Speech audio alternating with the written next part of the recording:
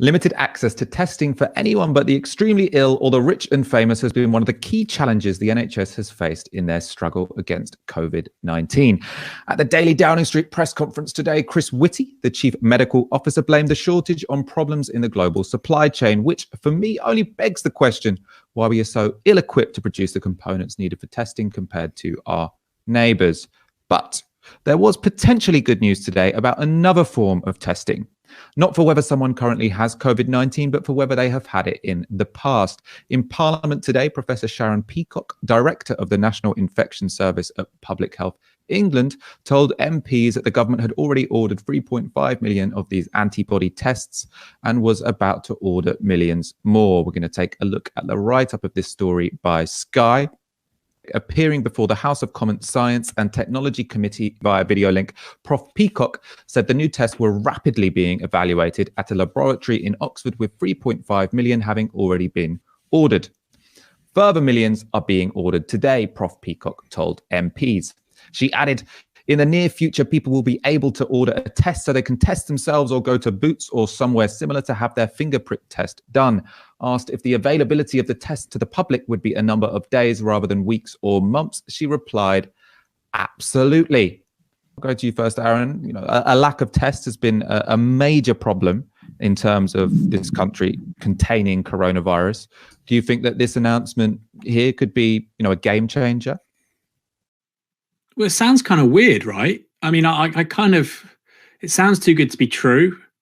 How, what's the accuracy? Most obviously with any testing, there's always a margin of error. There's a certain percentage of people won't have accurate results, pregnancy testing kits, etc. I mean, it just seems really odd. Last week, we thought that testing kits would be highly expensive, labor intensive, professionally administered, and now all of a sudden millions of people are going to be able to use these ultra cheap kits almost, it seems, within days, and they'll get accurate results immediately.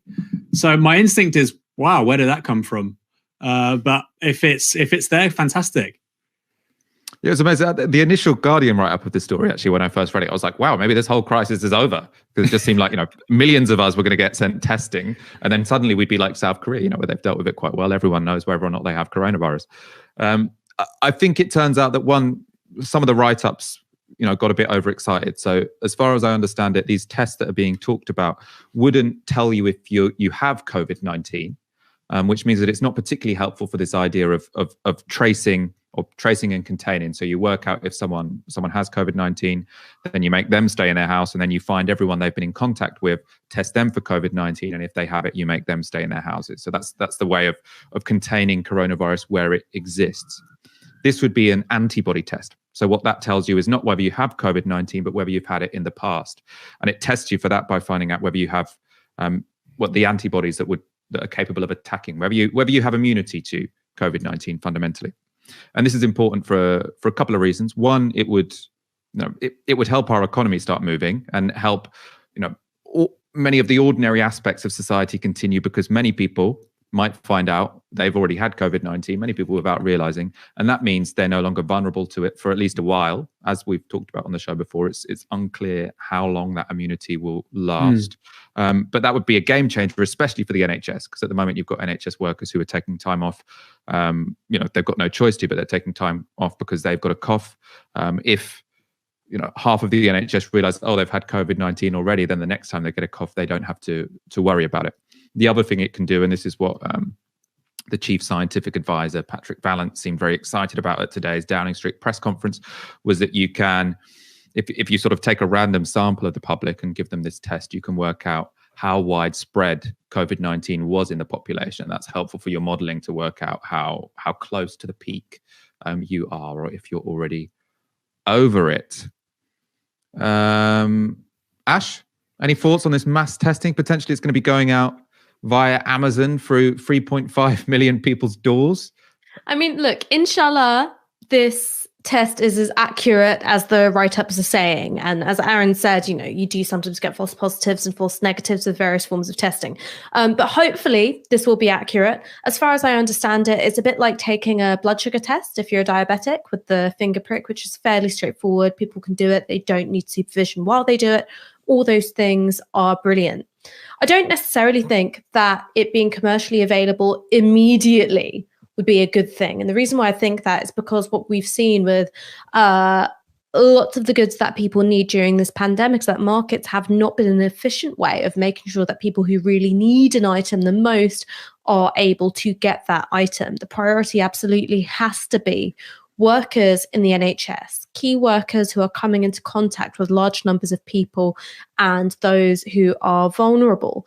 And then after that, people who have familial caring obligations, who perhaps share a household with people who have health conditions or are elderly. And then after those first priority tests, because really that frees up huge sections of the population to be able to take on that really crucial work of caring for other people. Then commercial availability, being able to pick it up in Boots, and I imagine there'd be quite a run on it, to me seems appropriate. But first and foremost, it's got to go to those who need it most, not simply those who are able to get to the shops and have the money to spend. We've got a very powerful tweet on the hashtag #TiskiSour from Victoria Jesper. She tweets, emotional effect on staff is extremely potent right now. Tears daily. We are all on edge, unwittingly coming into contact with COVID-19 positive patients, aware that without testing, we might be super spreaders, and some having vulnerable family at home who are at risk. Victoria Jesper is a radiographer, so someone who does x-rays. I mean, that rings true for a lot of the things that I've been hearing from some of my friends. And I've actually felt in two minds about tweeting about it or talking about it publicly, because on the one hand, you really want to share these stories and tell people what it's really like in hospitals at the minute.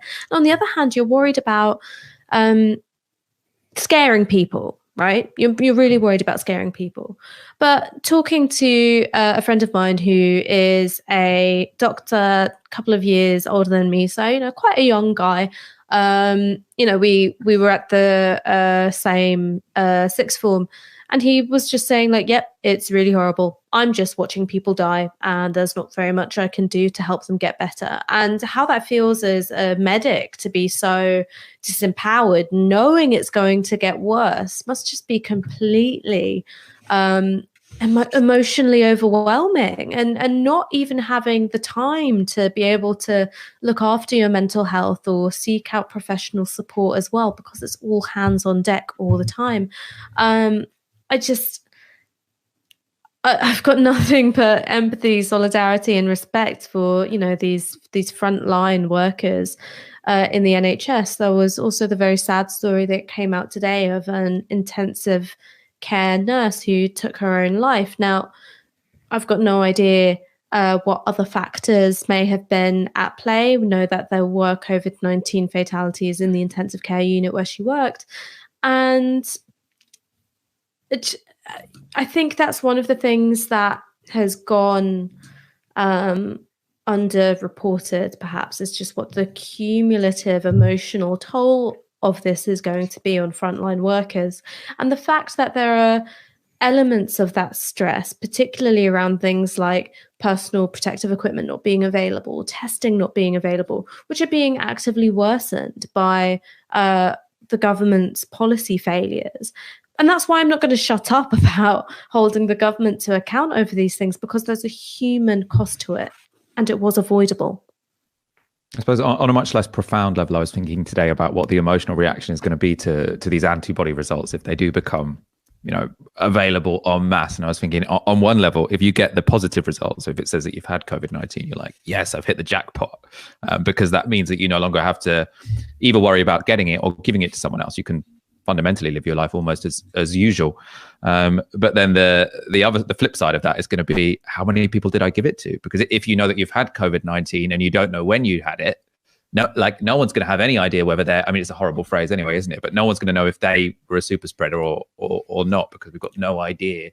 I suppose because of the lack of testing from the start of this crisis, we've got no idea who's the pattern of how this disease has been spread. Well, not much. Yeah, I just wanted to say there's two things. There was an article in The Guardian today with Nouriel Roubini. Everybody should read it, which is just basically an overview as to the economic dimensions of what's happening, what's going to happen over the next year, 18 months.